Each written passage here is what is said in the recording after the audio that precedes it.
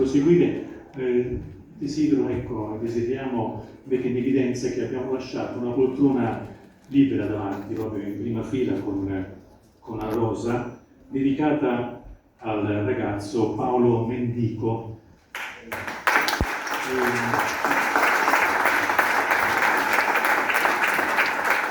In questa giornata si è ritenuto opportuno proprio dedicare questo ricordo, dove c'è anche scritto: il tuo posto è qui, in prima fila, dove il silenzio diventa voce.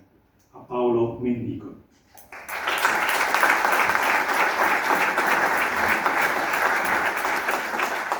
Ed ora l'intervento introduttivo di chi ha organizzato questa bellissima mattinata, la garante dell'infanzia e dell'adolescenza del Lazio, la dottoressa Monica Sansoni.